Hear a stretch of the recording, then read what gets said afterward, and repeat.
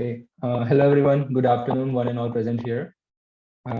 Dear authors and invited guests, welcome to Technical Session 4C. Myself, Harsh Soni, moderator of this session. On behalf of Global Knowledge Research Foundation, it is my great pleasure to welcome you all to the 7th International Conference on SMARTCOM, Smart Trends for Computing and Communications through Zoom. I hope you will all enjoy the knowledgeable and interactive sessions throughout the day. And there's a one special note for the presenters that you have any query or any update, you can write it to me in the chat box. And further, in this session, we have 8 presentations, and each presentation will be given 8 minutes for the presentation and 2 minutes for the question and answers. And on the 7 minute, I will raise a gentle reminder to conclude your presentation. And further, there's a one special note for presenters that you may all please stay connected with us till the closing remarks. And just before we get started, I would like to invite our session chair, Professor Latika Desai. Dr. Latika Desai presently working as the head of the Department of Artificial Intelligence and Data Science Engineering, Dr. D.Y. Patil College of Engineering and Innovation, Pune. She has total 25 years of teaching experience, and she has published 33 papers in various journals. Her one patent published in one patent office journal. She is also having 2 copyrights from the government of India, and her areas of interest includes digital electronics, data security, and embedded system and IoT cloud. She has attended more than 70 FDP as well as conferences and more than 29 workshops, seminars, and webinars. She worked as a technical session chair for different international conferences and also participated as a reviewer for peer reviewed journals. Thank you, ma'am, for your valuable presence and give us your valuable time to us. Now, I would like to start with the papers. Our first presenter is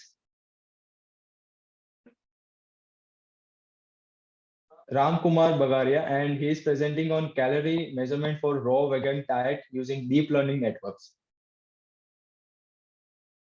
Dear presenter, you may please start your presentation.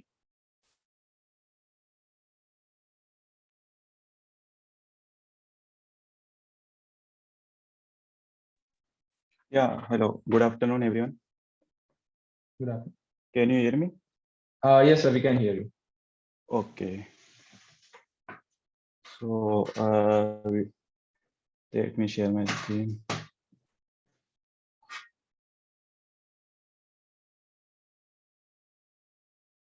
Yeah, can you see my screen now? Is it visible? Yes, sir, it is visible. Please make it full screen and start your presentation. Yeah, sure.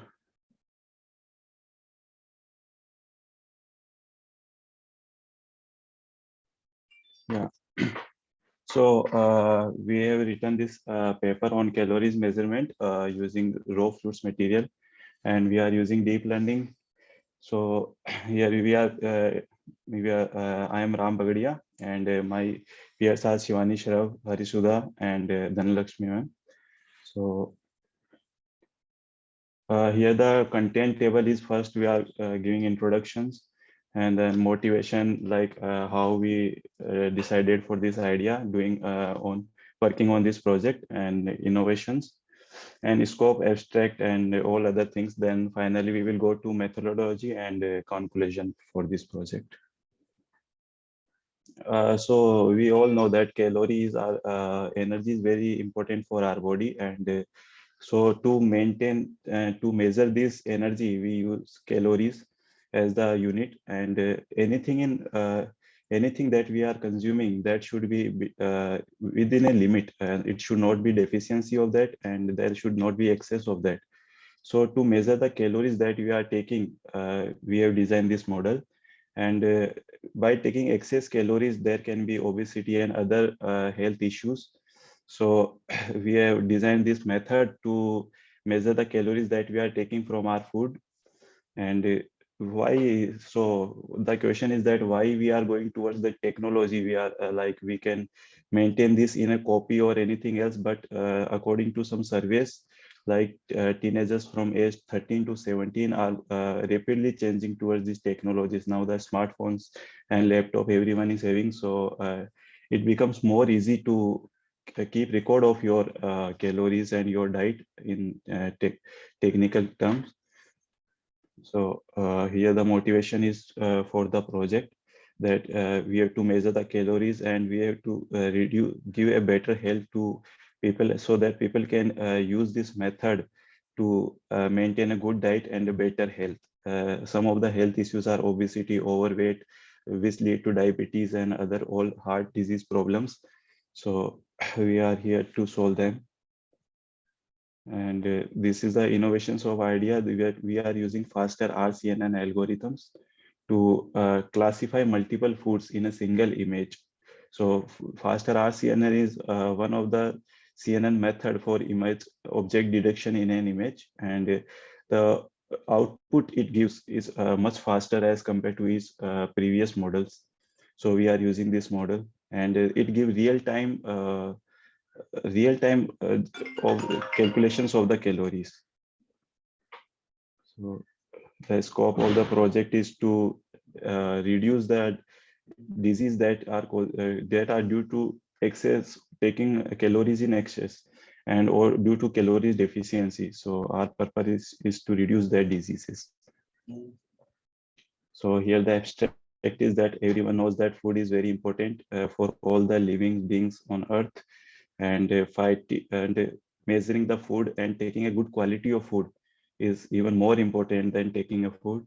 So our project is helpful for all the patients or professors who are working in the medical terms to work for the research purpose and all. So here we are using neural networks. So some of the work that have been done previously in this area is that earlier what people have done that they have just at the end of the day they mark that they recall the food they have consumed throughout the day, and they just calculate the calories on paper pen. And later on some food frequency method came, FFQ. In that was also the same, like we have to recall all the food that we have taken throughout the day, and then calories are being calculated, which are not a efficient way.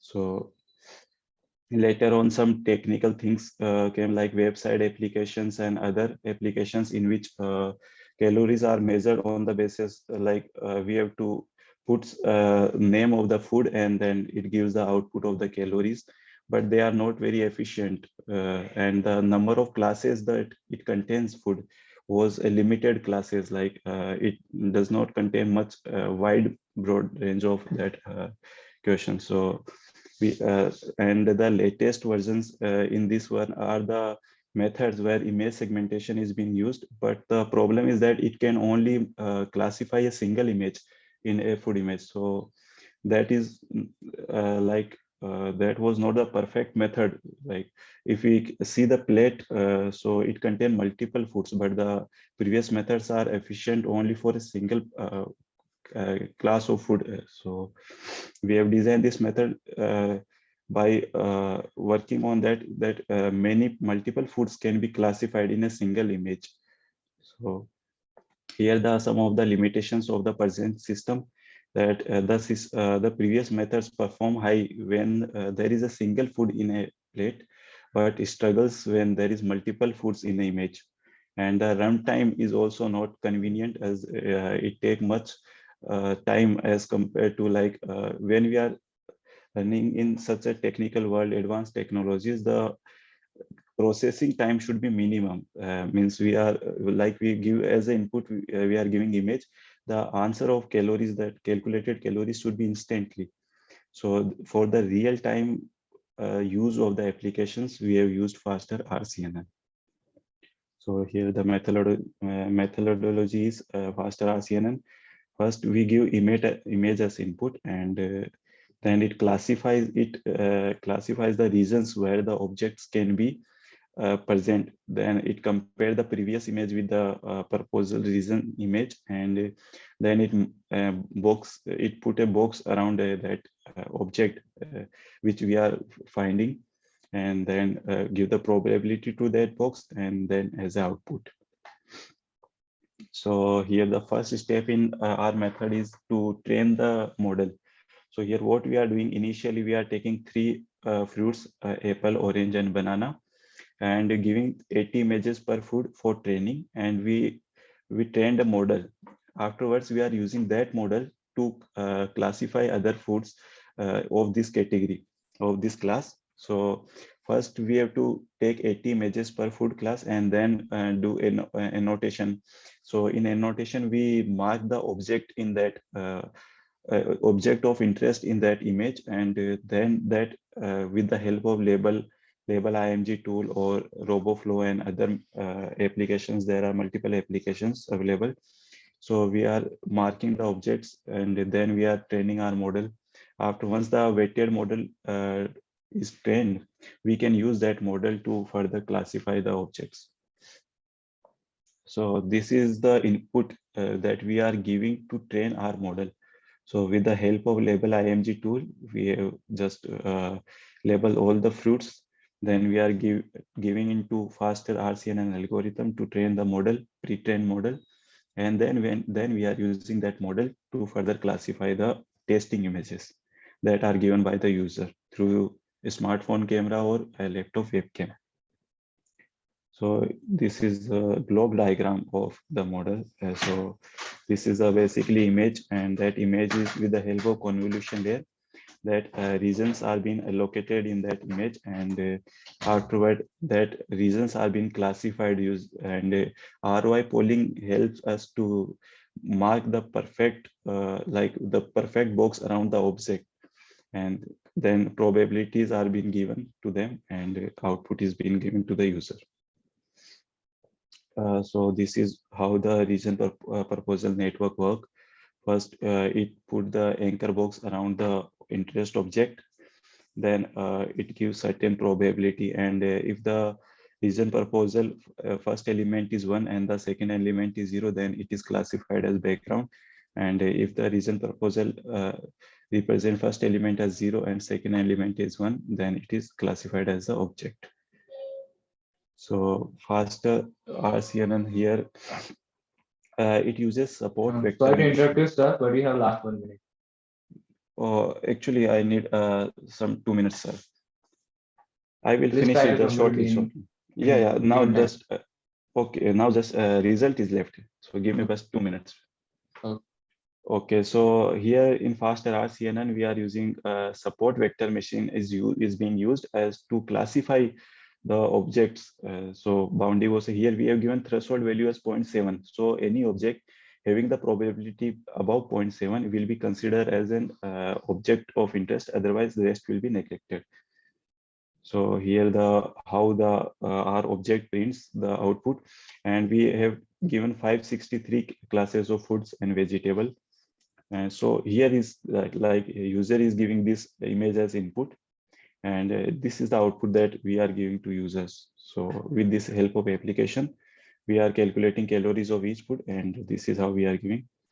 And the conclusion is that like our method is to our purpose is to like giving a users a real-time method so that they can calculate calories and maintain a better health. And we are looking for further to improve the accuracy in this model, and also implementing volume estimation, that the size of the object or the size of the fruits and vegetables can be calculated, so that even more accurate calories can be given. And here are some references that we have given. So this is overall presentations for our paper.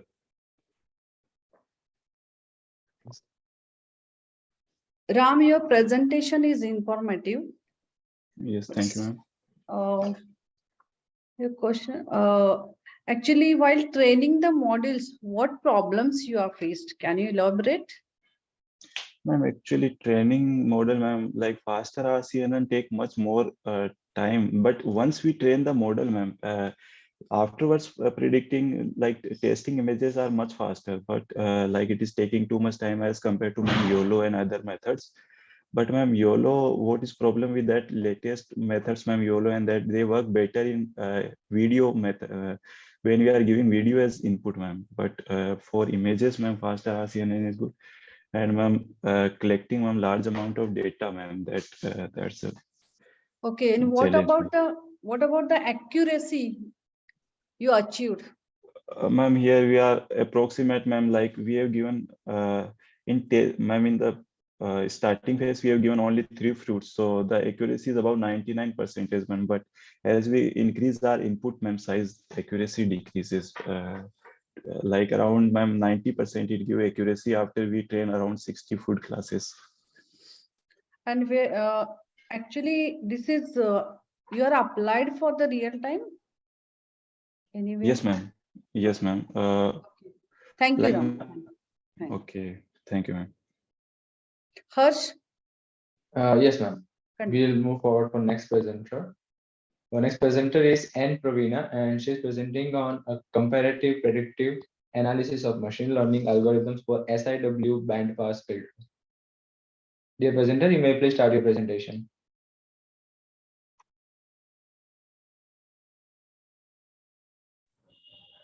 Hello, sir.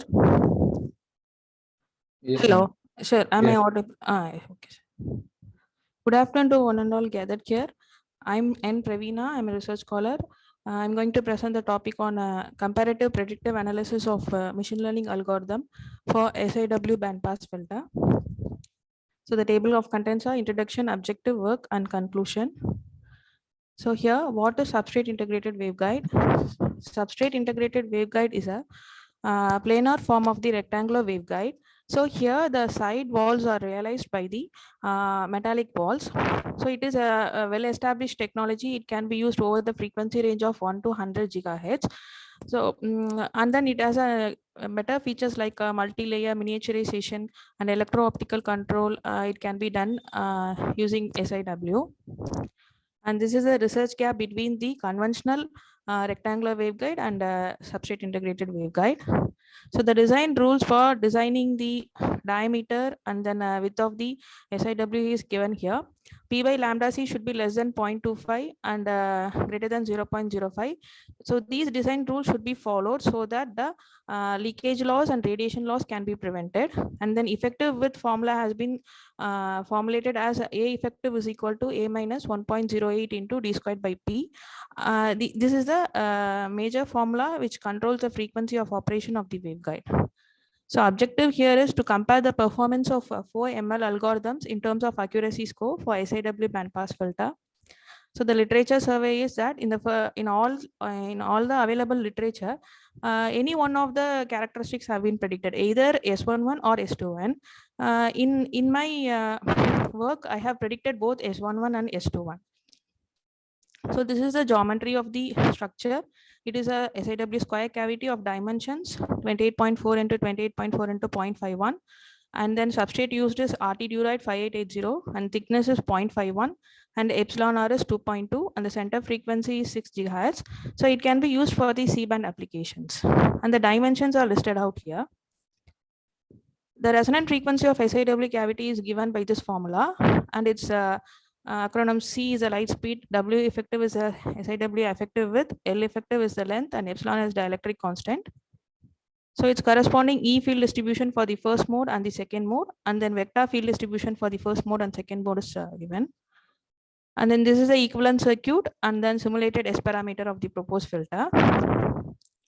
So here comes, I have done parametric analysis in CST Studio software for varying the diameter D2 and for varying length L1. So by varying these parameters, I have collected S11 and S21 for the data set.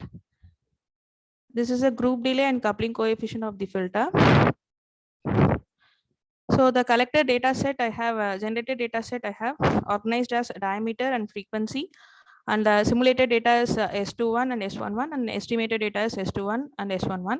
So here I have used a diameter and frequency as an input and S21 and S11 as a output. So this is a flowchart of this. Input data set is divided into 70% for training and 30% for testing. And it has been sent for the machine learning model. It has been trained. After the machine learning model gets trained, I used to give the test data. So if the test data is given, it the test data has been evaluated and the accuracy is predicted.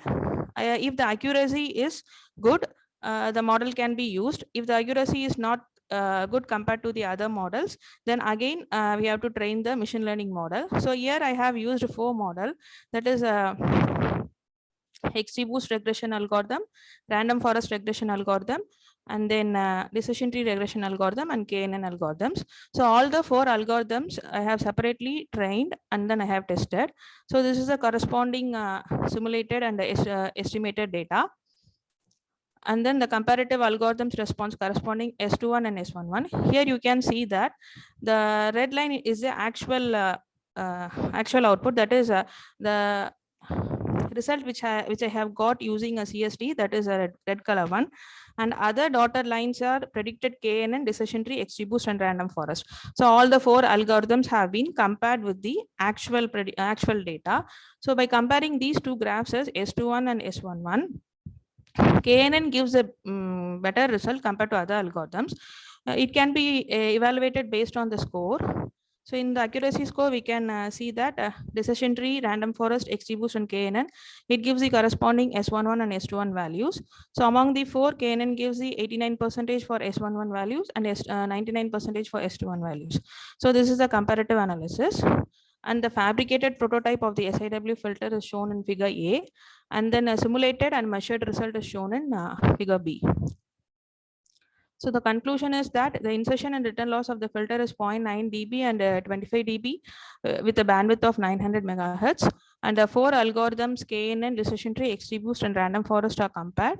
Among those 4, KNN produces a good result. So these algorithms are efficiently used compared to the simulators in optimizing the filters, as well as a resource requirement, that is time taken for simulating can be reduced. So these are the advantages, and this is the conclusion of the work.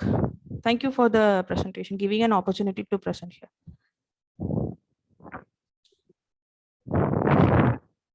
Nice presentation, Praveena.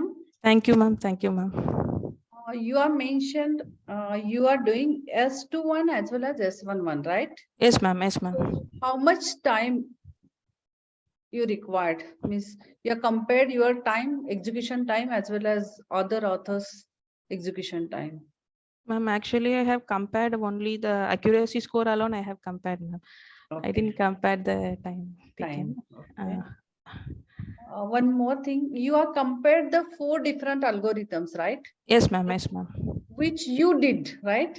Yes, sir. Yes, ma'am. Have you compared with the other authors? The same work? Yes, ma'am. Yes, ma'am. Shall I show? I'll show the. Yeah. Actually, in the literature survey, I'm not able to. Okay, you do that. Okay. Thank you. Okay, ma'am. Okay, ma'am. Thank you. Okay. Thank you, Praveena, for your great presentation. Thank you. Thank you, sir. Okay, so moving for our next presenter, Naveen John, and he's presenting on data sharing approach for personal health record using modified attribute based encryption based on searchable encryption scheme. Is anyone here from Naveen? I think so. Is not here. So moving for next presenter.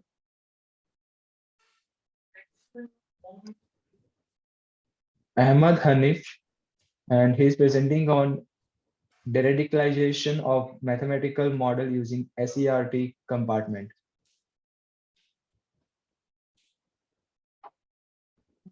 I think so. He's also not available.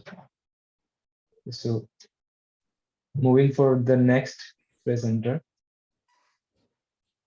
Vidisha Vishwas, and she is presenting on designing a broadband antenna for wireless communication. Okay, sir. Yes, Am I ma'am. audible, sir? Yes, ma'am, you are audible.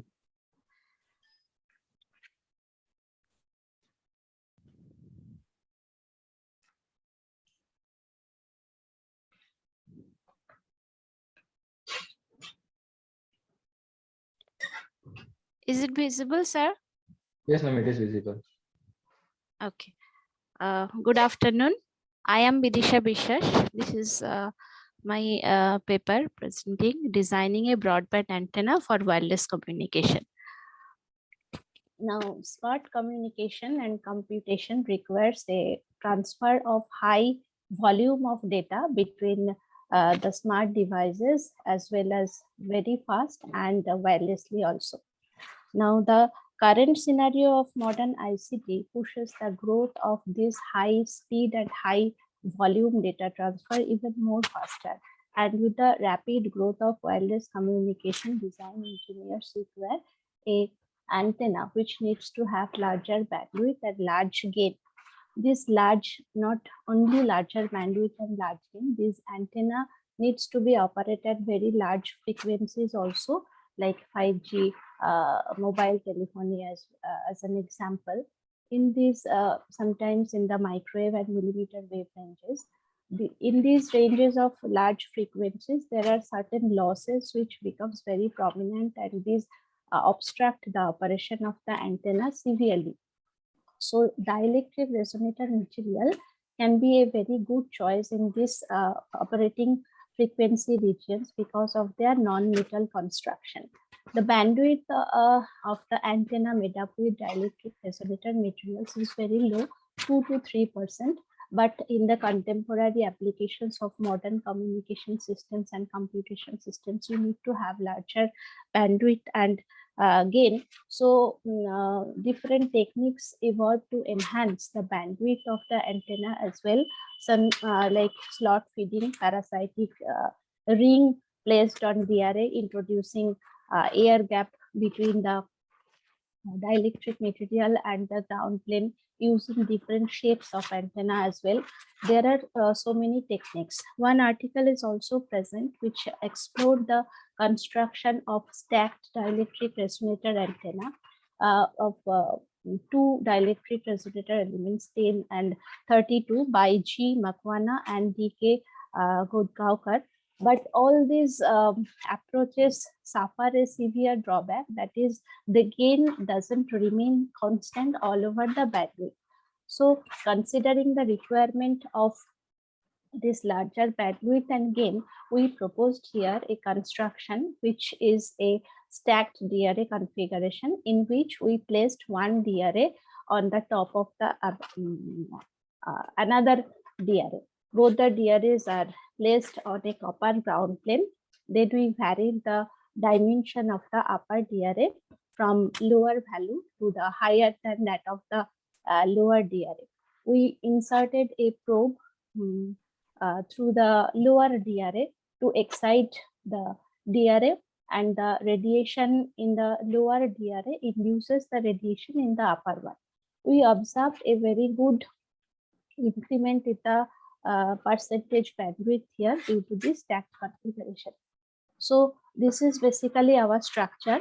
The first figure is the 2D cross-sectional view of our arrangement. We place DRA1 having dimension A1, D1 and H1 in the Y, X and Z directions. The DRA we used here is cube in size, and we kept the lower DRA size 22 mm in all the three dimensions. We placed the DRA on a copper plate having 180 into 180 mm size, quite larger than that size of the DRA, so that we can have the concept of infinite downplane.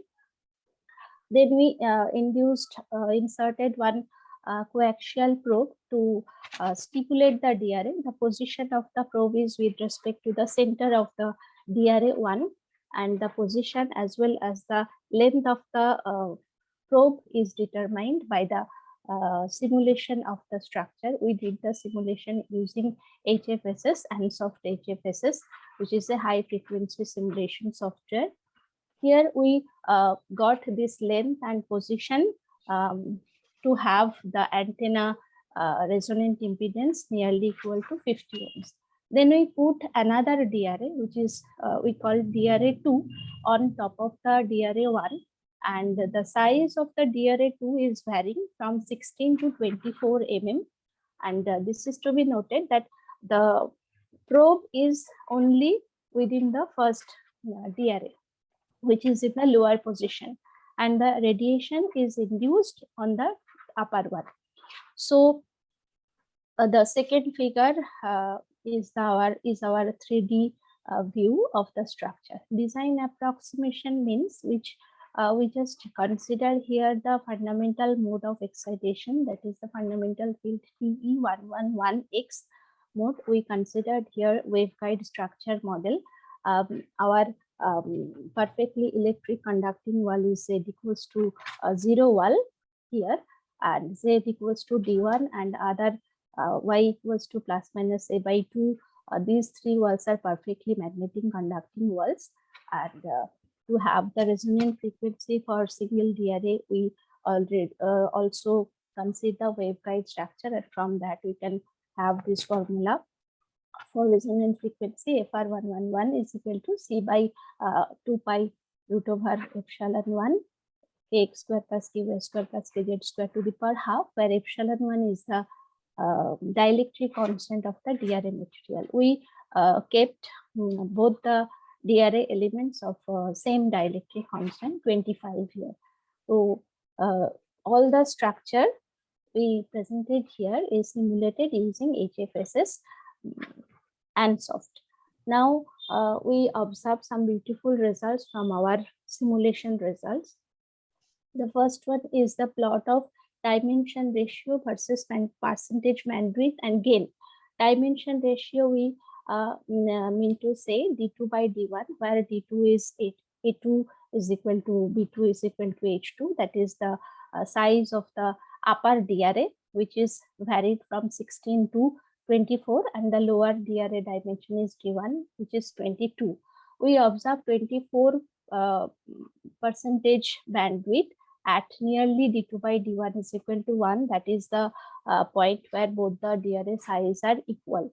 And we also observe that the gain becomes 3.5, nearly 90% of dimension ratio. But both the gain and the percentage bandwidth falls when the upper DRA size increases significantly compared to the lower one. Then comes the simulation plot. Here, this is the plot of frequency versus return loss, that is S11. Three plots are in the same graph. Here the first one is for the single DRA, which is placed on the ground plane, copper ground plane. The second one is the stacked configuration but without any air gap, and the third one is a stacked configuration with air gap. In both the cases, we observe a enhancement of bandwidth due to stack. When operating in the single DRA, we obtain narrow band region. This is the comparison table. We obtain the narrow band for single DRA, and it is percentage bandwidth is only 2.29%. For stacked DRA without any air gap, we I'm sorry to interrupt you, but we have last 1 minute. Okay, thank you, sir. 22% bandwidth, and for introducing air gap, we got 26% of bandwidth. Here comes resonant frequency versus resonant impedance with air gap also.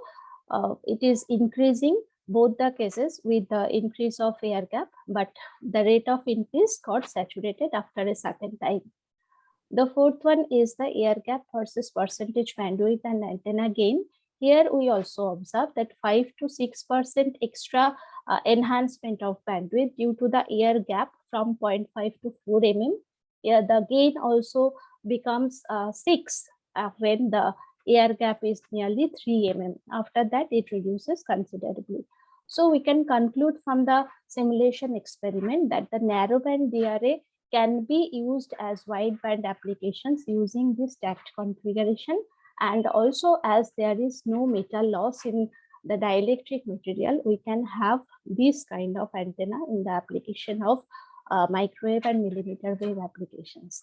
So as there is no metal loss, there is also very less amount of power required. So the devices which needs this kind of applications for high bandwidth and high speed data communication, we can use this kind of antenna for those efficient handheld or mobile devices to construct. So that's all for Now, these are some references we consider. Thank you. That's all.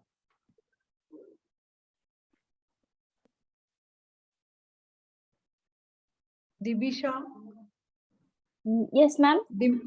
your presentation on the demanding topic. Thank you, ma'am. Which simulator you are used for implementing this? HFSS, ma'am. Why you are choosing that only? Actually, we also used CST, but we did real experiment also, and we also doing some theoretical modeling. So simulation, which gives results, best results for our theoretical and experimental results, that we consider, ma'am. Okay, one more question, that is in the literature. So Yeah. you are referred various authors, right? Yes, ma'am. So up to what year you are compared? You are considered up to 2022?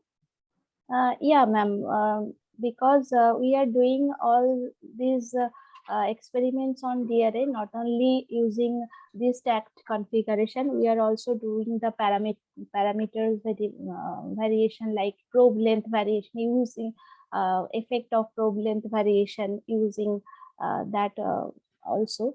So we are up to 2020, we already considered.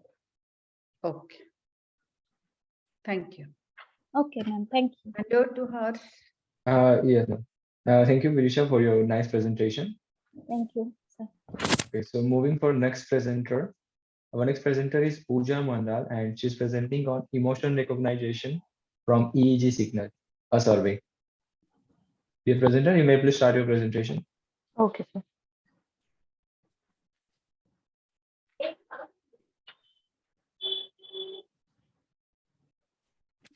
Is my screen visible, sir? Yes, ma'am, it is. 1 minute.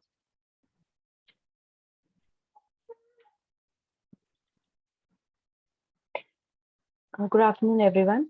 My topic is emotion recognition from EEG signal, and this is a survey paper presented by me and my guide, Sija KR, who is a professor in Indira Gandhi Biru Technical University for Women. So these are the contents which I'll cover in this PPT. So first comes the what is emotion recognition? So emotion recognition comes under the field of effective computing, where computer processes and recognizes different emotional states of a person. Emotions can be recognized by various parameters like speech, facial expressions, and postures. But for a person whose face is burned or paralyzed, who cannot show his emotions, this becomes difficult. So therefore, physiological signals like EEG, electrocardiogram, electrocardiogram, and MEG are preferable to identify emotions for those people. So there is a large amount of research is being conducted on emotion identification from the brain signals using machine learning and deep learning algorithms. So based on the literature, there are two types of studies available that are user dependent and user independent. So when we make classification model and trained on a portion of data of a single subject, treated as a training set and test on the data held out from the same person is called as user dependent. And this case is used in, for example, in an online gaming, we can collect the EEG recording of a person who is playing and use this for the can use as for training the model, and then evaluate the emotion of the subject while playing. Second comes the user independent. When we train a model on a group of user but test on a different user which is not given in the training, so this is called as subject independent, which is bit difficult because every user has different emotional state. Therefore, this is a little tough. So, for example, when a person is diagnosed with depression and the past data is not available when he is healthy, so this approach can be used. So emotion recognition through EEG has several applications in stress, depression, anger, and detecting the driver's state of mind, whether he is sleepy or angry, to improve the safety of the driver. So my objective of this paper is to provide an extensive survey of detecting motion on the basis of EEG signal and provide an illustrative study on the existing studies which are available in the literature, and to provide an overview of all the pre-processing techniques, feature extraction, feature processing, feature selection, which are used, and to provide the possible research opportunities in this domain. So first, start with the what is an EEG signal.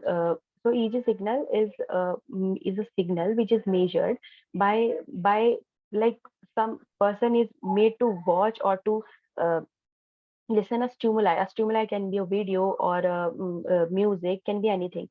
So when a person is watching or listening a music, uh, signals are generated through his or her brain, and these signals are being recorded. So these signals are called as the voltage fluctuations that are generated between two electrodes, or that are very small in nature. So these are given to the amplifier, which amplifies the data and gives us a sequence of voltage value. So it is a non-invasive process, and the signals which are coming from the brain, the four cortexes that are responsible for processing the information are frontal, parietal, occipital, and temporal lobe. So the EEG recording are recorded using two ways, bipolar and monopolar. In monopolar recording, a reference electrode is placed in the earlobe, and voltage fluctuations occur between the electrodes which are placed on the scalp. And the second is the bipolar, in which the voltage fluctuations between the two scalp electrodes are collected, and the electrodes are on the electrode cap and placed on the 1020 international placement, which is present on the literature.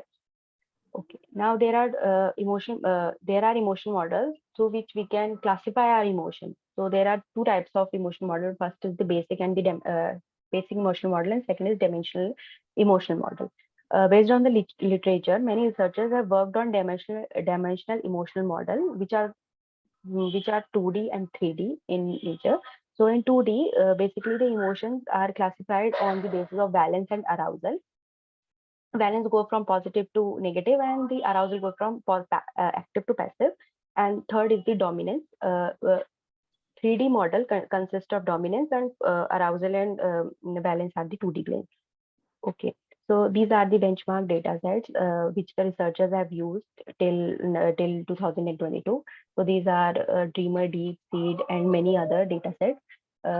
So the number of channels here described as the number of electrode placed on the brain, what are in their number, and the mode, what is the stimuli. They are watching a video, or the listening audio, or gaming, or they are gaming, or can be anything. So these are the stimuli, and the number of participants. The target emotions, what is the label data, like what are they feeling, valence, arousal. Mostly generally the emotions are rated, like for like if a person is watching a video, so they are rating the video on the basis of some number. Okay, so these are described as for valence, arousal, and dominance, or many other emotion states. So for emotion recognition, there are several steps for recognizing emotions. So we have voltage values that are EEG recordings that are pre-processed. Features are extracted. There are several feature extraction methods, and after feature extraction, there are feature selection, and then last we classify our algorithms. So we'll process our signal, because our signal consists of distorted. Our signal is very distorted because the EEG signal, like if a person is watching a video, so there will be a time when the person will blink his eyes, or there will be a muscle movement, or many other things are there. So that causes a distortion, loss of data. So therefore, pre-processing is must for an EEG signal. So there are many points through which we can process our EEG data, like removing the bad channels and interpolating them, filtering it, downsampling it, re-referencing it, extracting the data epochs and removing the baseline signals, removing the bad epochs and removing the EEG artifacts using a mechanism called ICA. And what are the features that we can extract from an EEG signal? They are time domain, frequency domain, and time frequency domain. Like we all know, time domain is across the time, and the frequencies across the frequency, and time frequencies across the time frequency. This EEG signal is a time varying signal. Like every second, a person can feel different. So therefore, it is a time varying signal. Therefore, most of the researchers who extracted time domain and frequency domain features were not good, because they were they were suitable but not that suitable for classifying emotions. So that's why time frequency domain features were mostly good for classifying emotion. So there are different feature extraction methods present in the literature, named as periodogram, Welch method, short time Fourier transform, wavelet transform, and DCT. So basically, these all methods are used to convert the signal into the frequency domain using different methods. Like periodogram will sample the data, and Welch method will sample data by overlapping, overlapping it by taking a window, and STFT is based on the sliding window concept, and that window is chosen before giving it to the signal, and this will divide the data into chunks. And wavelet transform will divide the data into two approximation in approximate detail by passing it through low pass and high pass filter. And last is the DCT, which will divide it into high frequency and low frequency components. And these are the disadvantages and advantages that we evaluated during the literature. Like these all have advantages and disadvantages. So yeah, so the after feature extraction, feature should be selected. Which feature should we select? So principal component analysis and linear discriminant analysis is the popular machine learning analysis which we can use for dimensional reduction. So these are being used. So PCA is known for transforming the correlated attributes into uncorrelated attributes, which are non-linear, and they are termed as principal components, and avoid overfitting, which is a main thing in machine learning. And LDA comes for multi-class problems, since it overcomes the problem for two-class classification. So after feature extraction, after everything, we will classify our emotions by building a model and giving it to the input. So these algorithms allow new methods to solve the problem. So there are many in literature. The researchers have used machine learning and deep learning algorithms both. Machine learning, they have used NAIF, BIS, LD, MLP, support vector machine, KDRS, neighbor. And for DL, they use convolution neural network and LSTM, DNN, and RNN. So after feature selection, ML classifier selected training is performed on some given features and tested on the unseen data, and results are evaluated. For this research, for the literature we have performed, we've seen that DL models performed very well during for recognizing the emotions, and they were convolution neural network, recurrent neural network. So we have performed literature survey for the year of 2022, because there were several survey paper for till 2021. So we have updated the paper only for 2022. So these are the paper who they used benchmark data sets for research, and they extracted many features, like I told you, like BSD, differential entropy. These all are defined by different feature extraction method. Like Welch method can from Welch method we can obtain PSD features, power spectral density. Many researchers have also performed like they have an EEG signal, and they have extracted different bands from the from EEG signal, like alpha, beta, gamma, and for every band they have calculated the power spectral density, and they perform the classification. And also we have also seen that this we have gotten like not me, but many researchers have gotten good accuracy for subject dependent, but in subject independent the accuracy were not good that much. So in future we can improve the accuracy for subject independent approach also.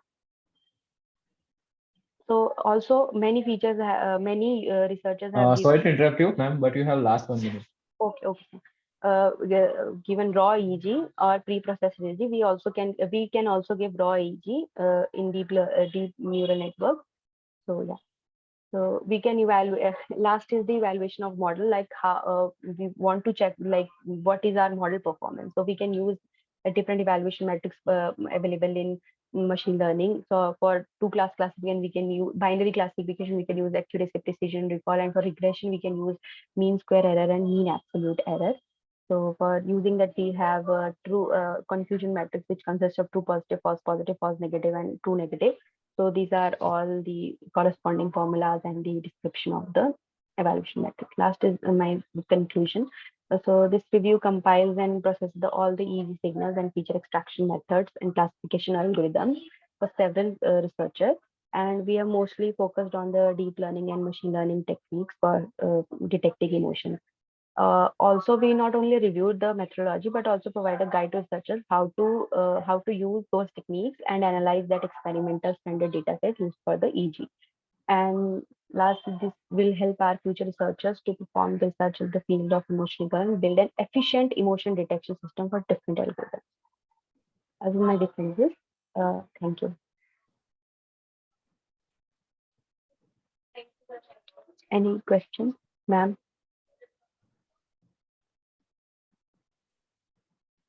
Thank you for the presentation, Pooja. Thank you, ma'am. You have gone through the different classification algorithms, right? Yes, ma'am. So in between that, which you are chosen for your? So, ma'am, like this is a survey paper, but yeah, I have performed one classification also. I've used CNN for classifying emotion, but accuracy was not good. Like I've performed for subject independent approach. So since this data is not that accurate to classify emotion, like we got only 60-70% accuracy, and till now the research is having this much accuracy only. So we are performing to get more results, to get more accuracy on subject independent approach. Yes, ma'am. Next one is future extraction methods you are told, right? Yes, ma'am. So various methods you are told. So in between that also my question is the same. So which you are choosing? Like, ma'am, till These now, are, I know this is the your review paper, right? But yes, at least yes. can you? Actually, ma'am, like for CNN, I have given raw EG. But Okay. for like I have also performed one more experiment, which in which I have do segmentation. I have performed segmentation for every, like for in the Welch method, we have performed the overlapping of that. For every second, I have overlapped the signal to check the accuracy, but not till now the model is not built. So yeah, Okay. this thing was only performed. Okay. Thank you, Pooja. Thank you. Over to Harsh. Yes, ma'am. So our next presenter is Lakshmi Prasanna, and she's presenting on Streamlit, a web application for finding similar pairs using deep learning. Dear presenter, you may please start your presentation. Yes, sir. Am I audible? Yes, ma'am, you are audible. Good afternoon to all. My project topic is about the Streamlit web application for finding similar face using deep learning. These are the things I would like to discuss in today's presentation. One is introduction, motivation, objective, data description, architecture design, workflow, results, conclusion, and the references. Coming to the interaction, the similar face detection, it is a process of identifying and verifying the people in the photographs and videos. This can be done with the help of deep learning techniques. Here, the general process involves the capturing of face and extracting the features. Here, our main goal is to find the similar face, which is more accurate, to match more accurate. Coming to the motivation, firstly, it was about the security. We can easily identify the person with the help of face similarity detection. We can also grant permission and deny the access for the security. For the security purpose, we can give the access control also. We can identify the suspects with the help of tracking with the help of this face similarity. Mostly finding the similarity of the faces is to reduce the time, and for the security purpose we'll be using this project. Our main objective is to achieve the high accuracy for matching the faces, and even when there is a slight variations and changes in the faces, such as when there is less light and when the angles are different, we cannot give good accuracy. But to achieve that, we had chosen this project. Coming to the data description, here we had taken the Bollywood actors dataset with a few more additional images which I had collected and added in this dataset. Here there are both genders, like male images and female images are also present with different angles, like front face image, side face image, and with the beard, with the lightning images. All these are present. Around 8,700 images are present in this data set. After adding few more images. Coming to the architecture, firstly, after taking the dataset, we had resized in the dataset because of easy purpose of doing the feature extraction. After that, we'll be after doing the feature extraction, we can also do the illumination of the face. When we are when we added the image in the Streamlit, firstly we'll be doing the detection process. After that, we'll be doing the resizing of image and feature extraction. From then, we'll be finding the similarity of the faces. Coming to the workflow, firstly we'll be taking the data set, and after that we'll be doing the feature extraction process. Here, firstly, we will be doing the image. I had said that first we will be doing the image resizing. That can help to reduce the amount of variations in the data, and also it can make it easier for the network to learn the patterns of the face.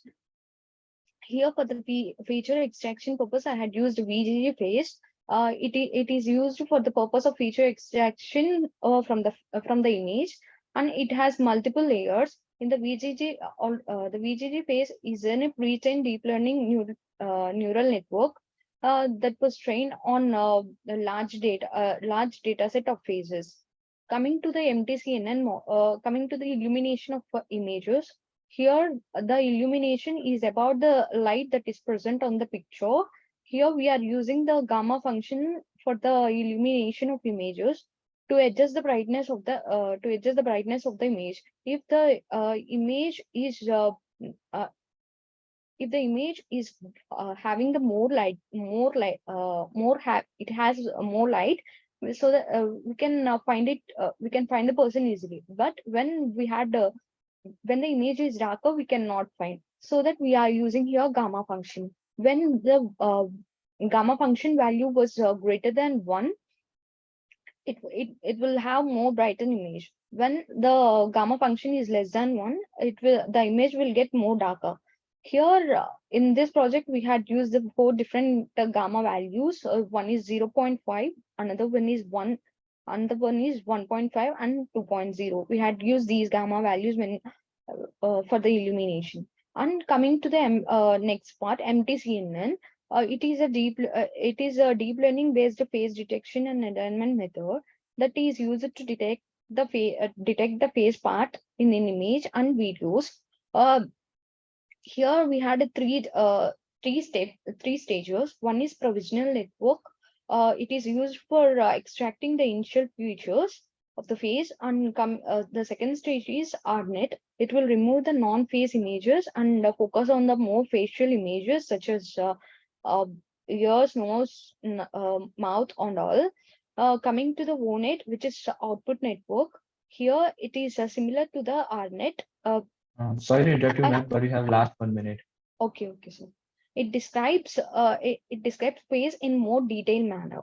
Coming to the similarity measure, here we are using cosine measure, cosine similarity to find for finding the similarity. Coming Lakshmi, after that, your slide is the same workflow. yes, ma'am. I was explaining each and every step in this slide. Okay. Coming to after that, after finding the similarity, we'll be deploying it with the help of Streamlit. Here, these are some of the results. Here, front face image, side face image with beard spectacles are present over one side, and here on the other side, I had performed the illumination of the faces, and I had presented it in the right side. And these are the comparison of the results. I had compared this with the other paper, which is other model, which is Sesame Neural Network. Comparing to the Sesame Neural Network, MTCNN is giving the good results.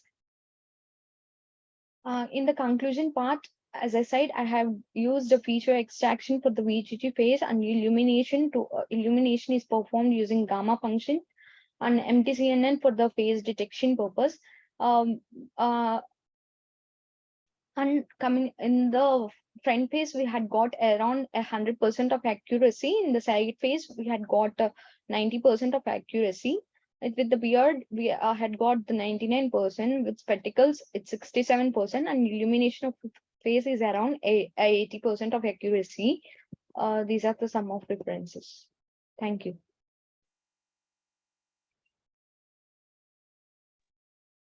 Lakshmi, nice time management, but you have to improve the presentation slides. Okay. Okay. Next Yeah, thing is which type of data sets you are used here? I had used the Bollywood actors dataset, ma'am, and I had also included few more images to this dataset, ma'am, which I had collected nearby. In the standard data set, you just see, okay? Yes, Standard ma'am. data sets are there. Yes, So ma'am. you should use that, okay? And what type of security you are provided? Ma'am, Can you elaborate security in your second slide? I think you yes, are ma'am. told. I was saying that coming to the motivation, I had not used any security measures, ma'am, but we can all, I was saying that we can also use this project for the security purposes. Okay, so accuracy you are told them. Yes, Can you? Okay, so how much percent you are achieved the accuracy? around Yes. for the different angles, I had got the different accuracies, ma'am. For Okay. for the front face, you can see it. We had got around 100%. Side face, we can get. We had got the 90% accuracy. With the spectacle faces, with the image with the specs, we had got 97, and with the beard face, we had got 99. Face with the spectacles, we had. Yes, Yes. Thank you. Over Okay, to Harsh. yes, ma'am. Thank you. Thank you, Lakshmi, for your nice presentation.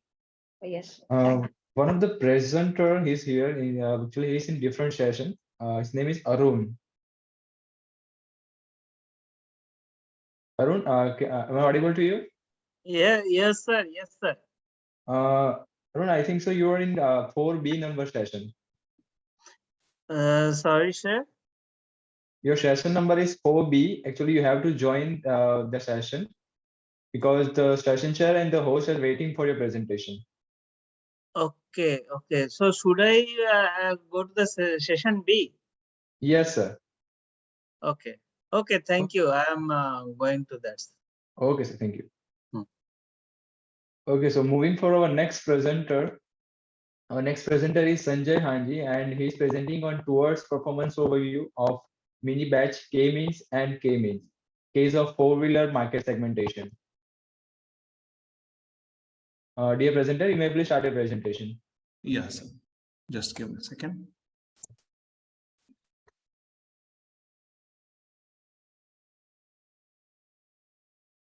Hope my slide is visible.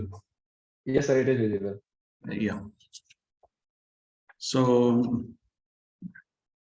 good afternoon, everybody. So our paper is towards performance overview of mini batch K-means and K-means, case of four-wheeler market segmentation.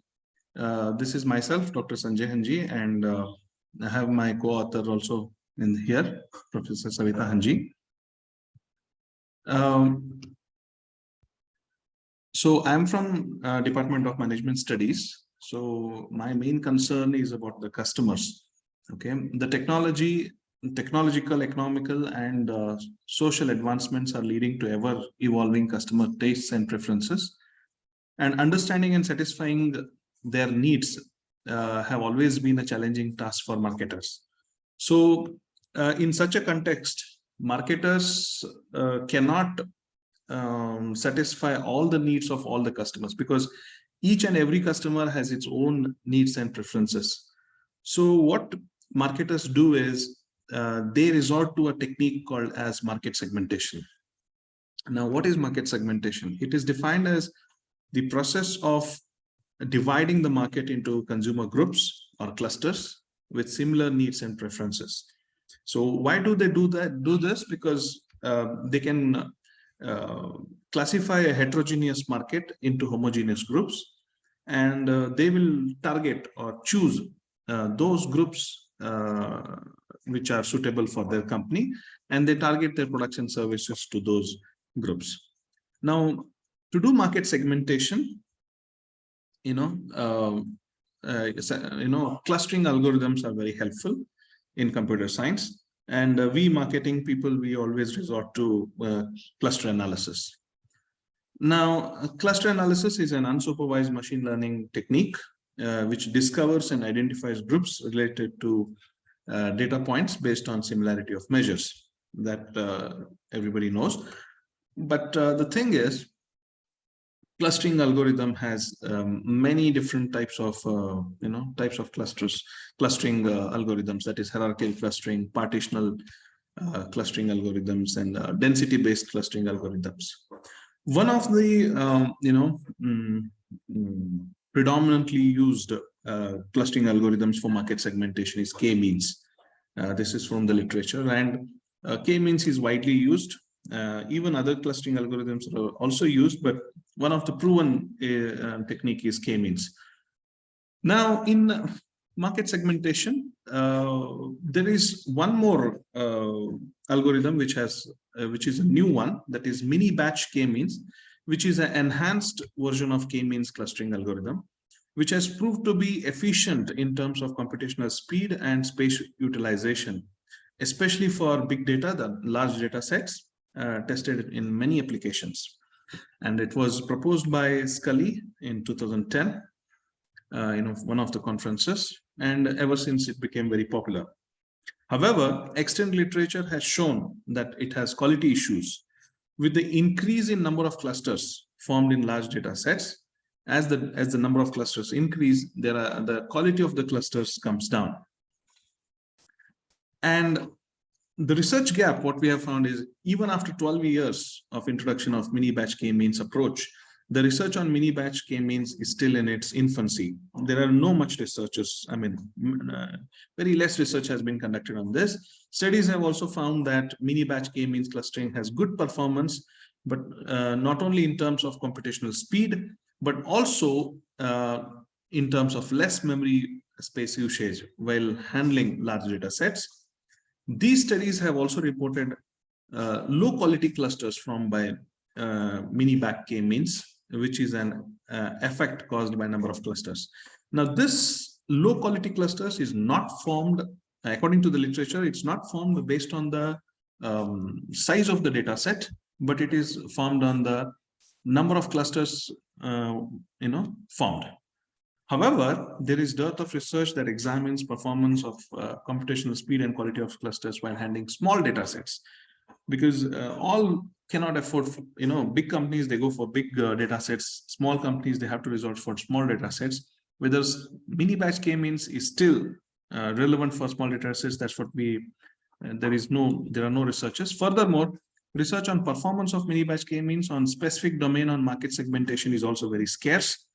There is insufficient body of knowledge comparing mini batch k-means and other well-known clustering algorithms on various fronts, such as accuracy, cluster quality, speed, etc. Additionally, the studies comparing mini batch k-means with its own family member, that is classical k-means, is also very limited. So there is a need for small companies to know which algorithm suits their data set, and knowing the performance of mini batch clustering on small data sets will assist them to make better choices. So based on the present gap, we have framed two relevant research questions: whether performance, that is computational speed and quality of clusters of mini batch k-means, is affected by number of clusters or not in small data sets, and we have compared this to k-means. And also, second research question is whether mini batch k-means clustering algorithm forms meaningful clusters for four-wheeler market data market segmentation. How does it do? Now, based on this research question, now we have collected the data. We have not taken any data, ready-made data. We collected data from the customers using surveys and interviews. We conducted depth interviews with the four-wheeler customers. And based on that, we collected the data on various attributes which influence them to buy a four-wheeler. So we gathered around 46 different attributes or variables which impact the decision making. And these 46 variables, again, we met the experts and we met some stakeholders, company showroom people, and we were able to reduce them to 16 important variables. We grouped them into 16 important variables which impacted the decision making. And based on these 16 variables, we wanted to actually segment the market. And we identified valid data set, coding the data set, and further comparisons were done. And when I spoke about the attributes, we came 46 attributes were there. We reduced it to 15 attributes which influence four-wheeler purchase decisions. These attributes belong to demographic, for example, age, gender, qualification, occupation, marital status, and income. Benefits sought from the four-wheeler: aesthetics, power, efficiency, low price, and maintenance cost. Psychographic or psychological, that is family influence while purchase, ads influence, economy mindedness, and finance-seeking behaviors. And to measure their performance, for the first research question, we use Silhouette score to understand the quality of clusters formed based on how an object is identified with a particular cluster and how different it is from the nearing clusters. That is Silhouette score. And we also check the computational time with the elapsed time. And that is start time, the end time minus the start time of the computation. And yeah, the results are the Silhouette score for MBK, that is mini batch k-means, and k-means is displayed in this graph, where you can see that green represents the k-means, and the Silhouette scores, the higher Silhouette score is the better. It is forming better clusters. The quality of clusters is good. And the less Silhouette score means, the quality of clusters is poor. Here we can see that as the number of clusters increase on the x-axis, you can see that there is huge variation in the mini batch k-means, and the Silhouette scores are comparatively lesser than k-means. That means that as the number of clusters are increasing, the quality of clusters formed by mini batch is distorted. And whereas k-means is consistent in the first initial clusters, there also you can see some distortion, but not as that much as of mini batch k-means. So here, for small data sets, we can see that k-means is a better performer than mini batch k-means. And this result is in tandem with our previous research studies by Bejar 2013 and Hicks et al 2021. The result is going in line with their results. Second result is about elapsed time, wherein for the large data set, the literature, the major chunk of the literature says that mini batch has less computational times compared to any clustering algorithm. But here in this graph, you can see that our results are contradicting what previous results were there. We can see that mini batch k-means elapsed times are much better than the k-means elapsed times. So here also k-means is a better performer in terms of computational times. However, this can be ignored because the computational times for a small data sets is, the gap is in milliseconds, so you can just ignore it. However, it matters in big data sets where computational time is of paramount importance. Now, this result is in line with the previous studies by Hicks et al, where k-means is a better performer than the mini batch k-means. As far as the final Sorry to interrupt you, clusters sir, but you formation. have last 1 minute. Yeah, sir. So as far as the final clusters formation is there, we formed 4 clusters based on these, the suggestion suggested by the algorithm, and then we formed 4 different clusters. Just for meaningfulness, I'll just read out one cluster. The cluster 1, first cluster consists of customers with age group of 20 to 30 years, with majority of them being male consumers who are commonly graduates. Majority of them are married with monthly income of 51 to 75,000 rupees income. These consumers mainly looked for power, efficiency, and maintenance cost of the four-wheeler, followed by the price, which is the second priority for them. These consumers are not influenced by the family or advertisements for the decision making. And in spite of having fairly high income, these consumers are economy minded and they prefer finance for purchasing a car. So this is how the clusters have been formed, and this is how meaningful interpretation mini batch k-means is giving. So we formed 4 clusters. And in conclusion, we'll like to say that we tested both algorithms on small four-wheeler consumer data. We found that mini batch k-means cluster algorithm was affected by number of clusters, whereas k-means was not much affected. And it was also offered that observed that large data sets in previous studies as well. However, for computational time assessment, mini batch k-means was much slower than k-means for small data set. This is reversed for large data set according to the previous literature. So on this, we can say that mini batch is fairly good with large data set and not so well with the small data sets. So thank you. So I'll end the presentation.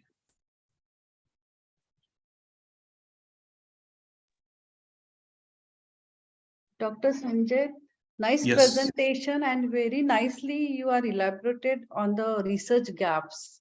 Thank you, madam. Thank you. So just I want to know which data sets you are used for your study. Which data set, madam? Yes. Actually, we have collected this data set from the market itself using the questionnaires. So we administered 250 questionnaires, out of which we received back 229 responses. And we analyzed the data based on that. Yeah. Okay. And which simulator you are used? You have shown these graphs, right? Yeah. Okay. The platform was Python we have used, and yeah. Okay. Thank you. Thank you, ma'am. Thank you very much. Over to Harsh. Yes, sir. Thank you, Sanjay sir, for your great presentation. Thank you. Thank you. Okay, so I think so we have completed all the presentations today. And now in the end, okay. I sincerely thank all the authors for their excellent presentation and great contribution in this session, and all the participants for being a part of this international conference. And I hope this session was informative enough for all the presenters. Further, we on behalf of whole team, thank you for your support during this version and the previous 6 version of this conference. And we will be happy to have you all in the 8th version of this conference in 2024. Moreover, all the participants will be getting their digital certificates through email within 2 working days. Although all the papers have been already forwarded to the Springer. The publication will be live within 5 to 6 months. So kindly cooperate with Team SMARTCOM 2023. And just before we end the session, I would like to thank our session chair for chairing the session. Ma'am, there is one token of appreciation from Team SMARTCOM 2023 and the Global Knowledge Research Foundation to chair the session on behalf of them. Thank you, Harsh. Yes, thank you, GR Foundation, for inviting me for this technical session. And special thanks to Aman sir and Amit sir. Yes. Richa. Thank you all. Okay. Thank you, ma'am. Just one note I want to give to all the researchers. While doing the research, you just go through now 23 is started, right? So you have to compare your research with the January 23. So always there is a scope for improvement. So, and all are presented their papers nicely. Thank you all. Take care. Thank you. Thank you. Yes. Okay. Now, in the end, I would like to request you all to turn on your camera so we can capture the good memories of this virtual conference.